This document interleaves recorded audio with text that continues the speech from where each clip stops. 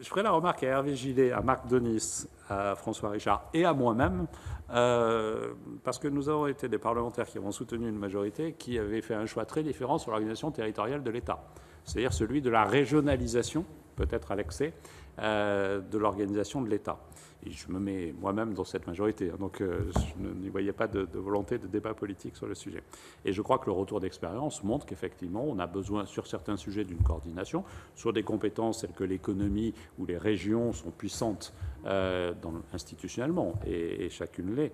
Il est important qu'on ait cette coordination, mais évidemment, sur beaucoup de politiques, il fallait remettre l'église au milieu du département. Et donc, le choix des mots est volontairement provocateur, et donc le préfet dans des fonctions renforcées. Et non seulement nous l'avons fait dans cet équilibre entre préfet de région et préfet de département, mais nous voulons le faire aussi, et nous sommes en train de le faire, pour que la fonction d'interministérialité du préfet de département soit forte. Pour que, quand vous interrogez le préfet, on ne vous dise pas « Ah ben non, c'est pas moi, c'est l'autre ». Combien de fois vous avez entendu ça? Je ne sais pas vous, mais moi, ça m'est arrivé quelques fois. Et donc, du coup, ça n'est pas acceptable, je pense. Il y a cette proximité. Je vais l'illustrer, je prends le risque d'être bavard, je vais l'illustrer avec la question des réouvertures d'écoles. J'ai pu noter combien il y avait une habitude de discussion technique entre le DAZEN et les maires, mais combien les préfets ont eu la capacité de faire du lien avec une dimension humaine, parce qu'ils travaillent beaucoup plus au quotidien avec les maires que les DAZEN dans les faits, et comment les DAZEN se sont appuyés sur les préfets pour dire bon, avec telle commune, j'ai un point de tension, ils ne sont pas rassurés, est-ce que vous pouvez rassurer? Et ça s'est marqué par le fait, vous savez, il y a des conventions entre l'éducation nationale et les maires pour les conditions de réouverture. Ça s'est marqué un samedi soir quand François Baroin a appelé le Premier ministre, moi-même, pour demander que les préfets soient co-signataires de ces protocoles des réouvertures. Non pas dans une décharge de responsabilité, ce n'était pas le sujet, ce n'était pas la démarche du président de l'AMF, mais dans une logique de construction qui fait qu'effectivement c'est un interlocuteur naturel.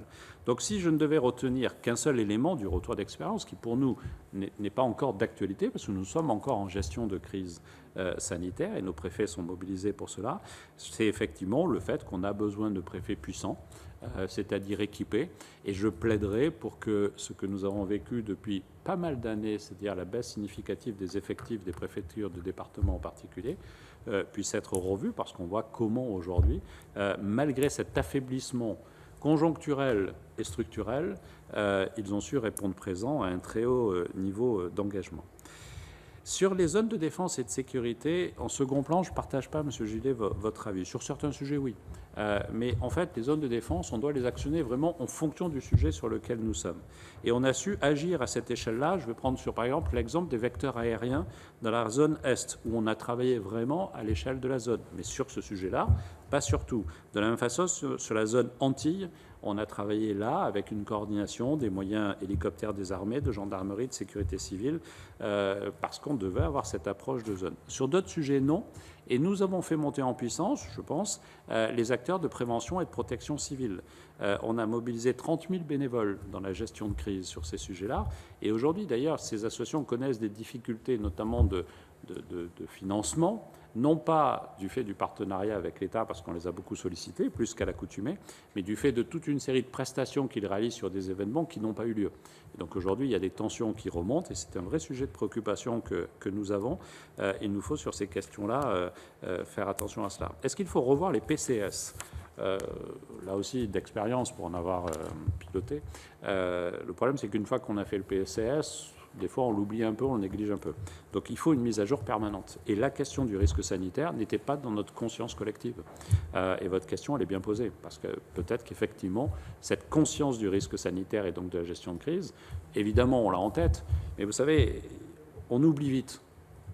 Moi, j'ai eu, dans mon expérience politique, à piloter, suite aux inondations du Rhône, un plan Rhône avec le préfet de région Rhône-Alpes comme vice-président de région Provence-Alpes-Côte d'Azur, et beaucoup nous parlaient de la mémoire du fleuve.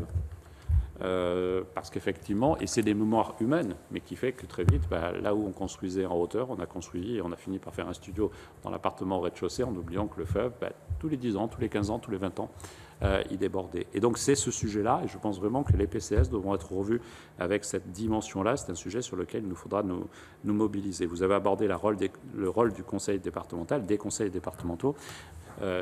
je pense qu'il faut de la cohérence dans ce qu'on se dit. C'est vrai que j'ai beaucoup insisté sur le couple préfet-maire, mais si on revendique effectivement cette responsabilité, cette respiration départementale au niveau de l'État, je pense qu'elle a besoin d'avoir un corollaire sur certaines missions précises, et que ce corollaire, c'est le conseil départemental. Voilà, moi, ma culture de la décentralisation, je ne vous dirai pas ce que je pense de la loi 3D, il faut que la travailler, et ce n'est pas moi qui suis compétent, mais ma culture, c'est ne pas donner des compétences à tous sur tout, parce qu'au fond, on ne fait pas grand-chose. Mais que par contre, on est sur certains sujets des opérateurs qui sont dans des proximités différentes, je pense que c'est absolument essentiel, et les départements, à mon sens, ont montré et montrent au quotidien leur rôle important et fondamental sur certains sujets.